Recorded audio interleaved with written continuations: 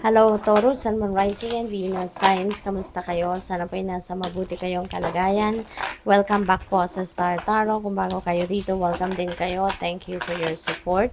I truly appreciate it. God bless you all, Taurus. Paunang mensahe po ninyo, the Sun, napakaganda because this is the most optimistic, the most happy, vibrant energy. This also signifies success, no? Success in money, success in your trabaho, career, negosyo, success sa mga problema. This is definitely a beautiful energy kasi magiging magaan ang lahat, magiging maliwanag ang buhay ninyo. It will turn out to be the best. Kumbaga, mas baka masabi ninyo na this is the best thing that ever happened, no, sa buhay ko.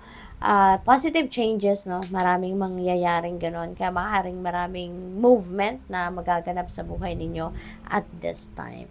Magiging malakas din kayo. Your vitality and physical strength will be back, you know? So, this is really beautiful. Eight of Pentacles. Maaaring the sun is going to shine on your trabaho din, on your career, negosyo, source of income ninyo. So, this is really beautiful. Kasi ibig sabihin nito na when the sun is shining on you, siswertehin kayo, no? There will be swerte talaga. There will be good luck and good fortune sa bagay na yan. Kaya maaaring siswertehin kayo dito sa area na to, pinagkukuhanan ninyo ng kaperahan, pinagkukuhanan ninyo ng inyong bread and butter, no? So, this is really beautiful. Pwedeng ang iba sa inyo rito is going to be rewarded with money, baka magkaroon kayo ng bonus, baka magkaroon kayo rito ng promotion, baka magkaroon kayo rito ng siguro pay raise, no? Baka ma-offeran kayo ng scholarship, so mga ganon. Seven of Pentacles. Ayan. So, parang check up nyo na dito, no? Ano na baga? Kumusta na ba yung bunga ng mga pagsisikap ko? Kumusta na ang mga tinanim ko? 'Di ba? Parang ganon. So, parang ngayon, maybe you are re-evaluating of what happened, no, sa buhay ninyo. Ano na mga nagawa ninyo. So, ngayon, ano na nangyayari? Ano na, nagpo-progress ba? Ano ng development? So, parang yun ang ginagawa ng iba sa inyo sa ngayon. At chine-check ninyo ngayon kung yung sarili ninyo, no, parang nagre-re-evaluate kayo what is happening right now. Ano na yung mga nangyari? Ano na mga naging epekto ng mga nagawa ninyo in the past, no? So, ngayon, parang nakangiti siya, oh. Sa ibang deck, ano, parang nakasimangot, no, yung lalaki sa Seven of Pentacles. Pero dito, parang natutuwa siya, parang nangingiti-ngiti siya, no? So, siguro, natutuwa siya sa nakikita niya. No, malalaki na din naman yung mga pentacles, no? So, maybe very soon, no, ilang tulog na lang and maybe they are ready for harvest. So, siguro, ganun ang nararamdaman ng iba sa inyo, Taurus, no? That's why, parang, this could be an exciting period sa buhay ninyo kasi siguro, alam ninyo, no, na malapit nyo nang makuha, malapit nyo nang anihin ang mga itinanim ninyo. So, in other words, malapit mo nang makamit ang success, no? Dito, ang tagumpay sa inyong mga pinagtrabahuan. We have Five of Pentacles. Ayan. So, ang iba naman sa inyo, may problema siguro sa pera.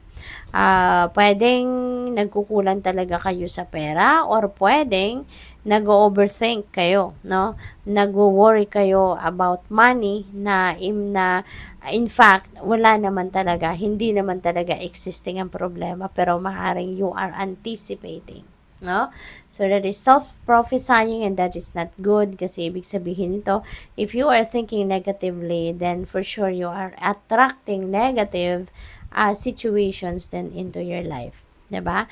Kasi always remember, no, like attracts like. That's the law of attraction.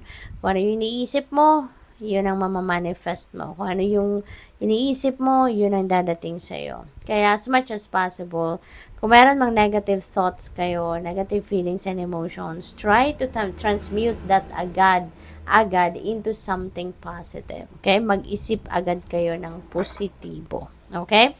So, tignan natin kung ano pa ang ganap for Taurus.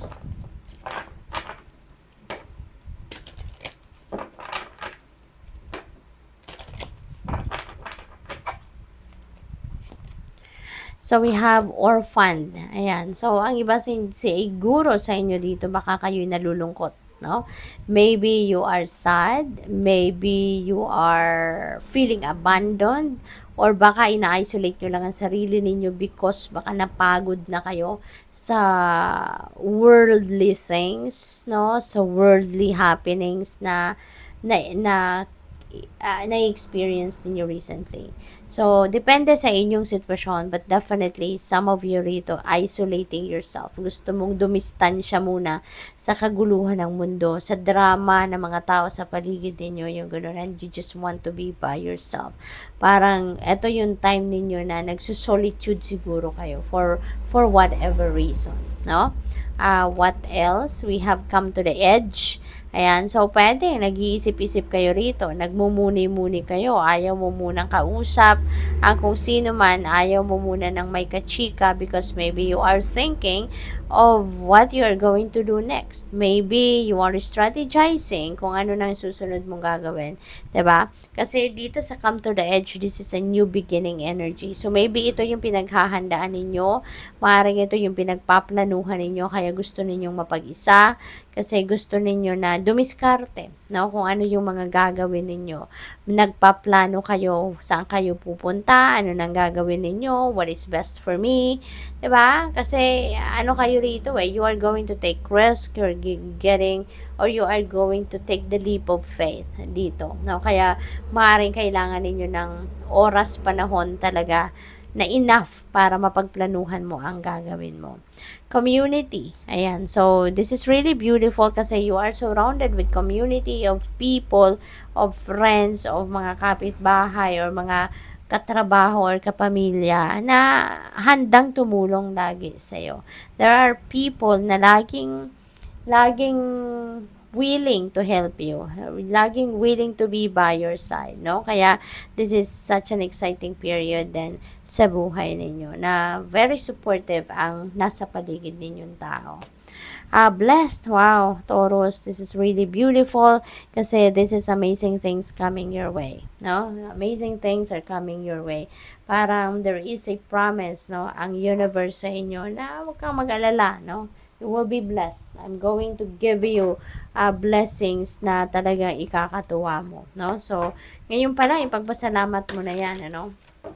We should always thank for whatever is yet to come. Hindi lang yung kung ano yung dumating na, hindi lang yung pagpasalamat natin kung ano yung mga biyayang binigay na sa atin, but still, no, we should always say thank you for whatever is yet to come.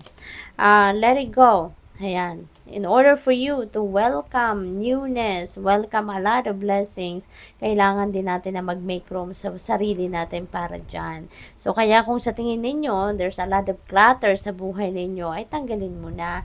Huwag ka na magpatagal-tagal pa, no? Kung alam mo, nararamdaman mo na there is something or someone or situation na kinabibilangan ninyo na alam ninyong hindi naman na dapat na nandoon yan sa buhay ninyo or hindi na dapat na nandoon kayo, tanggalin mo na, no? It's easy said than done. That's very true. It's hard to let go. Pero kung ikakabuti mo naman ito, why not? 'Di ba? Why not maglakas ka ng loob na gawin mo na unti-unti, 'di ba? I-condition mo na yung sarili mo na it's about time na to release this something na hindi naman na talaga nagdudulot ng positibong epekto sa buhay ninyo. 'Di ba? Para makapag-welcome kayo ng bago na positibo, 'di ba? At makakatulong sa buhay ninyo. Rose quartz, open up your heart. Ayan. So maybe you are embarking on a new relationship. Maybe you are welcoming a new relationship dito because you are going to open up your heart. No? So, that's exciting kasi maybe it's about time na din para muli kayong magbukas ng puso ninyo para umibig, no? Kasi for those singles, no, ito Taurus, maybe for the longest time siguro nag-closed off yung puso ninyo. 'Di ba? So ngayon, maybe may pagkakataon, merong opportunity na siguro may makikilala kayo and maybe this could be your eternal love, 'di ba? Who knows? Ito na yung twin flame ninyo. Ito na yung soulmate ninyo, 'di ba? So open up your heart. Heal your heart. Ayan. So, siguro, ang iba sa inyo, no? May bubog pa. Siguro, baka hindi pa kayo totally nakakapag-move on from your past relationship. Kaya iniimbitahan kayo rito. Heal your heart na. Kasi, you need to open up your heart already for yourself, to self-love, and also to loving other people. Kasi baka, 'di ba, sobrang tagal naman na siguro na nawala na kayong jowa. Tapos siguro hindi pa kayo nakakapag-move on totally, no? So maaaring paminsan-minsan naaalala mo pa rin yung inyong nakaraan, siguro paminsan-minsan meron pa ring bubog sa puso mo na talagang nararamdaman nyo pa. So, maybe it's about time na for you to heal your heart, okay? So that you can totally move on. We have practice patience. Ayan. So, sometimes, baka related dito sa temper, no? Baka related dito sa temper ng iba sa inyo, Taurus.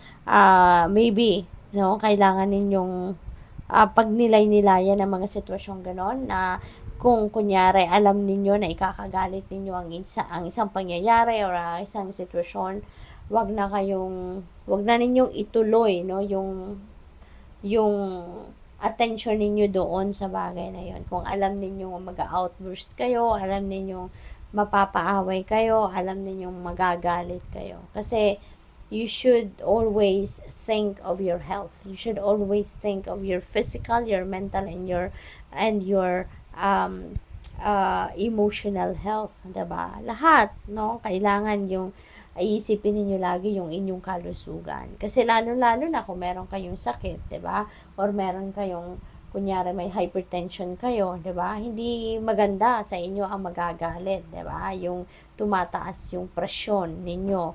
So it's not good. Kaya we need to practice patience, no? Kailangan hinga tayo, no? Kung alam nating magagalit tayo, hinga, step back, mag-breathing exercises ka para makalma yung sarili mo. Okay? So good luck sa iyo. Thank you for watching. Love and light. Namaste.